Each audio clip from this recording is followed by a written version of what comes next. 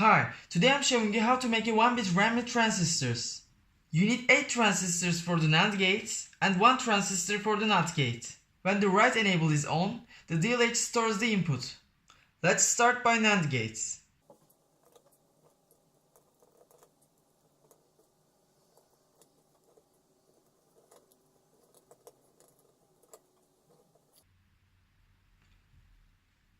These transistors will be used for NAND gates. Now connect all of the emitters of the transistors to the ground.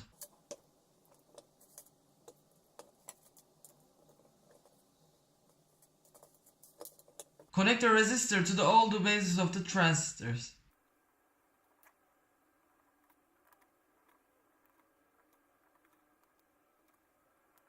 Connect all the collectors of the first transistors to the power with a resistor.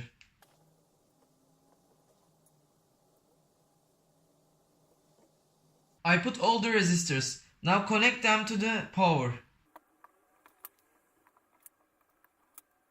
Now again connect wires to the collectors of the NAND gate. Now I finished all of the NAND gates. These resistors are inputs and these are the outputs. Now make a NOT gate. And now I finished the NOT gate too. Now we will make it look like this. I will connect the input to the NOT gate and the first NAND gate. Put NOT gate's output to second NAND gate. Connect other inputs of the first and second NAND gates to the write enable. Now this part is done. Now connect two outputs of the first two NAND gates to the other NAND gates.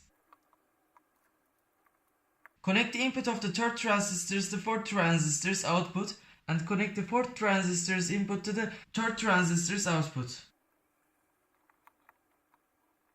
Also connect a wire to the third NAND gate's output.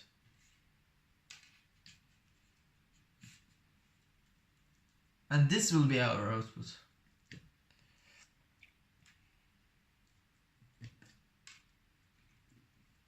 Now our D-latch is done. This is our input and this is our write enable. And this is our positive line. When we change the input, the output doesn't change because our write enable is not on. If we want to change the output, we power our write enable and now the output is gone because now our input is 0. When we make our input 1, the output will be changed too.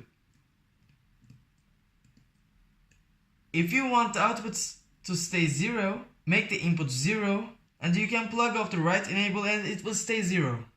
If you want it to stay 1, power the write enable and make the input 1. Then plug off the write enable. Then it stays 1.